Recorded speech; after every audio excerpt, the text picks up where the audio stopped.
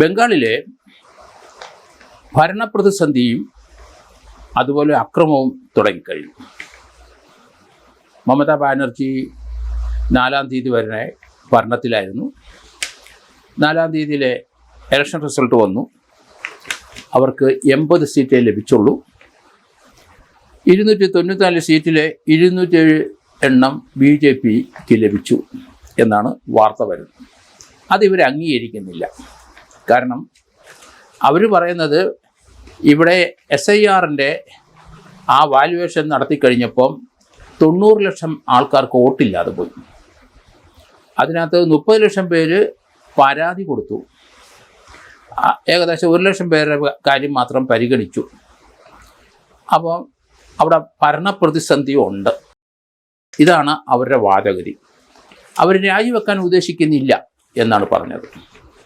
4-ാം തീയതി വരെ നിയമപരമായി അവർക്ക് മുഖ്യമന്ത്രിയായി തുടരാനും അതിനുശേഷം അവർക്ക് ഭരണഘടനാപരമായി അസംബ്ലിയുടെ അവിടുത്തെ ലീഡറായിരിക്കാനോ അതുപോലെ തന്നെ ആ അസംബ്ലി വർക്ക് ചെയ്യാനോ കഴിയില്ല. ഇതൊരു ഭരണപ്രതിസന്ധി തന്നെയാണ്. ആർട്ടിക്കിൾ 174(2)(b) പ്രകാരം ഗവർണർ അസംബ്ലി കാലാവധി കഴിഞ്ഞാൽ ഡിസോൾവ് ചെയ്യും, പിരിച്ചുവിടും. 5 വർഷത്തെ ഭരണം പൂർത്തിയാക്കി 5-ാം തീയതി മുതൽ ആ പഴയ മുഖ്യമന്ത്രിയും ക്യാബിനറ്റ് അംഗങ്ങൾക്കും യാതൊരു പവറും ഇല്ല ഭരണഘടന അനുസരിച്ച്.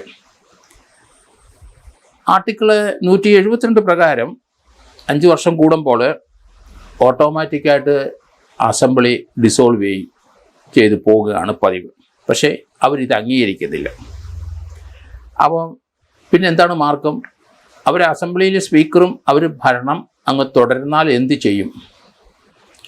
ഗവർണർക്ക് അസംബ്ലി പിരിച്ചുവിടാനേ കഴിയുള്ളൂ. കാലാവധി കഴിഞ്ഞാൽ ഗവർണർ പിരിച്ചുവിടും. അത് അംഗീകരിക്കാനായിട്ട് അവിടുത്തെ മുഖ്യമന്ത്രിയും അവിടുത്തെ തൃണമൂൽ കോൺഗ്രസും തയ്യാറാകുന്നില്ല. അപ്പം ഈ ഒരു ഭരണപ്രതിസന്ധി ഉണ്ടാക്കി മുന്നോട്ട് പോകും. രാജിവെക്കാൻ ഉദ്ദേശിക്കുന്നില്ല എന്നാണ് പറഞ്ഞ് ഇപ്പോഴത്തെ തെരഞ്ഞെടുപ്പ് അത് SIRൻ്റെ ഒരു പ്രശ്നം കൊണ്ടുവന്ന് 90 ലക്ഷത്തോളം ആൾക്കാർക്ക് വോട്ട് ചെയ്യാൻ അവസരം ഇല്ലാതാക്കി കഴിഞ്ഞു. അതൊരു ഭരണഘടനാ പ്രതിസന്ധിയാണ്. അതുകൊണ്ടാണ് അവർ രാജിവെക്കാൻ തയ്യാറാകുന്നില്ല, അതിന് തയ്യാറുമല്ല എന്ന് പറയുന്നത്. എന്ന് പറഞ്ഞാൽ ഭരണം മുന്നോട്ട് കൊണ്ടുപോകും എന്നാണ് അതിൻ്റെ അർത്ഥം. ബംഗാളിൽ പൊതുവെ ഈ 4-ാം തീയതി ശേഷം അവിടെ പല ലോ ആൻഡ് ഓർഡർ പ്രശ്നങ്ങൾ വളരെ രൂക്ഷമായിക്കൊണ്ടിരിക്കുന്നു.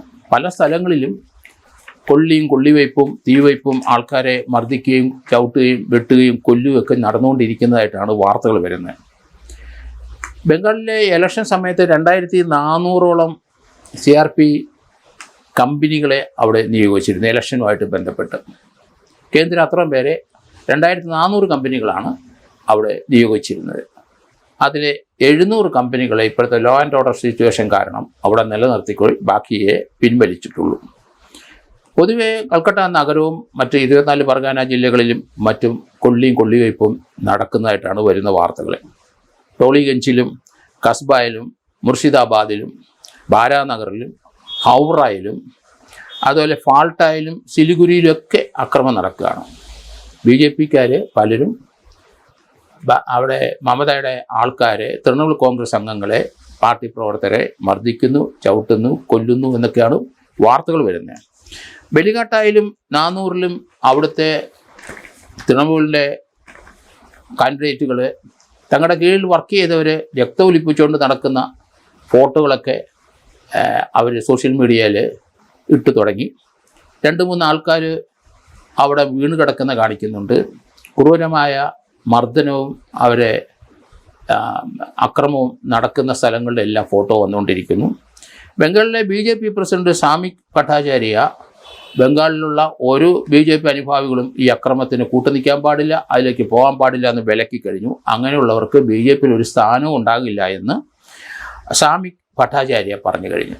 അതുപോലെ ബംഗാൾ RSS കാര്യകർത്ത ജിഷ്ണു ബാസും പറഞ്ഞു, RSSകാർ സംയമനം പാലിക്കണം, അവരൊരു കാരണവശാലും അവിടെയുള്ള മറ്റേ എതിർകക്ഷികളുടെ രാഷ്ട്രീയ പാർട്ടികളെ ആരെയും ആക്രമിക്കാൻ പാടില്ല, തൃണമൂൽ കോൺഗ്രസിൻ്റെ ഒരു പ്രവർത്തകരെ ആക്രമിക്കാൻ പാടില്ല, അങ്ങനെയുള്ളവർക്ക് RSS സ്ഥാനം ഉണ്ടായിരിക്കില്ല എന്നൊക്കെ പറഞ്ഞു കഴിഞ്ഞു.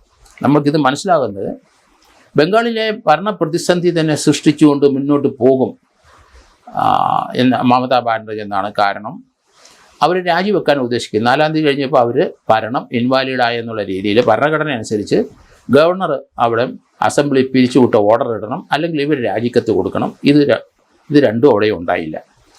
അതുകൊണ്ട് ഡിസൊല്യൂഷൻ എന്തായാലും ഉടനെ നടക്കും. ഗവർണർ അസംബ്ലി പിരിച്ചുവിട്ട് ഓർഡർ ഇറക്കുമെന്നാണ് ഞാൻ കരുതുന്നത്. കാരണം ആർട്ടിക്കിൾ 174(2)B പ്രകാരം ഗവർണർ അത് ചെയ്യും. അങ്ങനെ വന്നു കഴിഞ്ഞാൽ അവിടെയുള്ള മന്ത്രിമാരും അവിടെ മുഖ്യമന്ത്രിയും അവരുടെ ഇപ്പോഴത്തെ ഓഫീസും വസതികളും ഒന്നും വിടാൻ തയ്യാറാകുന്നില്ലെങ്കിൽ എന്താണ് പ്രശ്നം? അവർ ഒരു ഭരണപ്രതിസന്ധി ഉണ്ടാക്കിയിട്ട്, കാരണം ഇവിടെ ആൾക്കാരെ കൊണ്ട് പലരെ കൊണ്ട് വോട്ട് ചെയ്യിക്കാതെയും അവർ അങ്ങനെയാണ് അധികാരം പിടിച്ചെടുത്തത്, അല്ലെങ്കിൽ അത്ര MLA-മാരെ സൃഷ്ടിച്ചത് എന്നുള്ള രീതിയിൽ കേസുകൾ കോടതിയിൽ കൊടുത്തിട്ടുണ്ട്. ഒരു ജുഡീഷ്യൽ റിവ്യൂ ആണ് അവർ ഉദ്ദേശിക്കുന്നത് എനിക്ക് തോന്നുന്നു. SR ബൊമ്മൈ കേസിലെ 1990 ഇതുപോലെ ഭരണ പ്രതിസന്ധികൾ ഉണ്ടാകുമ്പോൾ കോടതിക്ക് ഇടപെടാം എന്ന് സുപ്രീം കോടതി പറഞ്ഞിട്ടുണ്ട്. SR ബൊമ്മയുടെ കർണാടകയിൽ SR ബൊമ്മ മുഖ്യമന്ത്രിയായിരുന്ന സമയത്തുള്ള കേസ് 1994. അതേ രീതിയിലൊരു ഭരണഘടനാ പ്രതിസന്ധി ഇവിടെ സൃഷ്ടിക്കാനാണ് മമതാ ബാനർജി ശ്രമിക്കുന്നത്. അതിലേക്കാണ് നീങ്ങുന്ന കാര്യങ്ങൾ. അവർ മുഖ്യമന്ത്രി സ്ഥാനത്ത് നിന്ന് ഒഴിയാൻ തയ്യാറല്ല, രാജിവെക്കാനും തയ്യാറല്ല. അവരുടെ കൂടെയുള്ള മന്ത്രിമാരും അവരവരുടെ വകുപ്പുകൾ അനുസരിച്ച് മുന്നോട്ട് പോകും. അസംബ്ലിയിൽ അവർ പോവുകയും ചെയ്തു. ഇങ്ങനെ വന്നു കഴിഞ്ഞാൽ എന്ത് ചെയ്യാൻ? ബലം പ്രയോഗിച്ച് അവരെ പിരിച്ചുവിടാനോ അവരെ റിമൂവ് ചെയ്യാനോ ഉണ്ടായാൽ അവിടെ കലാപം ഉണ്ടായി തുടങ്ങും. അതിലേക്ക് സെൻട്രൽ ഗവൺമെൻറ് കടക്കുമോ എന്നറിയില്ല. ഇതൊരു ജുഡീഷ്യൽ റിവ്യൂയിലോട്ട് തന്നെ കൊണ്ടുപോകാൻ തന്നെയാണ് മമതാ ബാനർജിയുടെ തീരുമാനമെന്ന് എനിക്ക് തോന്നുന്നു. കാരണം 90 ലക്ഷം പേരുടെ ആൾക്കാർക്ക് വോട്ട് ലഭിച്ച ശേഷം മാത്രം ഇലക്ഷൻ നടത്തിയാൽ ഒരു നീതിന്യായപരമായ അല്ലെങ്കിൽ ഒരു സത്യസന്ധമായ ഒരു ഇലക്ഷനായിട്ട് കണക്കാക്കാൻ കഴിയുമെന്നുള്ള വാദഗതിക്ക് അതിന് അവർ മുൻതൂക്കം കൊടുത്തുകൊണ്ടാണ് അവർ അങ്ങനെ ഒരു പ്രസ്താവന നടത്തിയെന്ന് എനിക്ക് തോന്നുന്നു. എന്തായാലും ബംഗാളിലെ ഇപ്പം അവിടെ പല സ്ഥലത്തും അക്രമം അരങ്ങേറിക്കഴിഞ്ഞു. നമുക്കറിയാം ബംഗാളിൻ്റെ ഹിസ്റ്ററികൾ മുഴുവൻ നമ്മൾ പഠിക്കുമ്പം ഇന്ത്യയിലെ ആദ്യം 1857 വിപ്ലവമൊക്കെ ഉണ്ടായെങ്കിൽ നമ്മൾ പഞ്ചാബിലുണ്ടായെങ്കിൽ ബ്രിട്ടീഷുകാർക്കെതിരായി ഉണ്ടായെങ്കിലും ബ്രിട്ടീഷുകാരുടെ തുടക്കം ബംഗാളിലായിരുന്നു. അവിടെ നിന്നാണ് ഇന്ത്യയിൽ മുഴുവൻ അവർ അധികാരം പിടിച്ചെടുത്തത്. അതേസമയത്ത് ഇന്ത്യയിൽ വർഗീയ ലഹളം ഉണ്ടായിക്കഴിഞ്ഞപ്പം അവിടെ സ്വാതന്ത്ര്യം പ്രാപിച്ചെങ്കിലും ഗാന്ധിജി പോയതും ബംഗാളിലേക്കായിരുന്നു. അവിടെയായിരുന്നു ഏറ്റവും കൂടുതൽ പ്രശ്നം ഉണ്ടായത്. അതുകൊണ്ട് ബംഗാൾ പൊതുവെ സെൻസിറ്റീവായ ഒരു പ്രദേശമാണ് ഇന്ത്യയിൽ. അവിടുത്തെ കമ്മ്യൂണിറ്റിക്കാർ അത് ബംഗാളുകളിൽ പ്രത്യേക രാജ്യസ്നേഹവും കൂറും ഉള്ളവർ തന്നെയാണ്. അവരുടെ സംസ്കാരത്തെപ്പറ്റി അവർ മഹത്തായി മാത്രമേ സംസാരിക്കുകയുള്ളൂ, അത് ഏത് രാഷ്ട്രീയ പാർട്ടി ആയാലും ശരി. അതുകൊണ്ട് ബംഗാളിനെ ഇപ്പം നോവിച്ചു എന്നാണ് മമതാ ബാനർജി പറയുന്നത്. അത് കൃത്രിമമായ ഇലക്ഷൻ നടത്തി ഭരണം പിടിച്ചെടുത്തു എന്നുള്ള വാദഗതിയാണ് അവർ പറയുന്നത്. അതുകൊണ്ടാണ് അവർ രാജിവെക്കാൻ തയ്യാറാകുന്നില്ല എന്ന് പറഞ്ഞു കഴിഞ്ഞത്. അതൊരു ഭരണഘടനാ പ്രതിസന്ധി ഉണ്ടാക്കി ഈ മാറ്റർ കോടതിയിൽ കൊണ്ടുപോകും. കോടതിയിലോട്ട് പോയി കഴിയുമ്പം അവിടെ ഭരണം ഉണ്ടാകില്ല. അത് കോടതിയിലെ ആ തീരുമാനം അനുസരിച്ച് മാത്രമേ മുന്നോട്ട് പോകാനൊക്കെ ഉള്ളൂ. അസംബ്ലി വേണമെങ്കിൽ പിരിച്ചുവിടാനായിട്ട് സാധിക്കും ഗവർണർക്ക്. അങ്ങനെ ഒരു ഓർഡർ ഇടാം. ഒരു ഭരണ പ്രതിസന്ധി ഉണ്ടാകും. അതേസമയത്ത് മറ്റുള്ള BJPയുടെ അവർക്ക് ഇപ്പോൾ അവിടെ ഭരിക്കാനുള്ള അവസരം ഉണ്ടാകാതിരിക്കാനാണ് ഒരു കോൺട്രവേഴ്സ്യലായ ഒരു ഭരണഘടനാ പ്രതിസന്ധി ഉണ്ടാക്കാനായിട്ട് മമതാ ബാനർജി ശ്രമിക്കുന്നത് എന്നെനിക്ക് തോന്നുന്നു. ഏതെല്ലാം രീതിയിലേക്ക് കാര്യങ്ങൾ നീങ്ങുന്നു എന്നാണ് മനസ്സിലാക്കുന്നത്.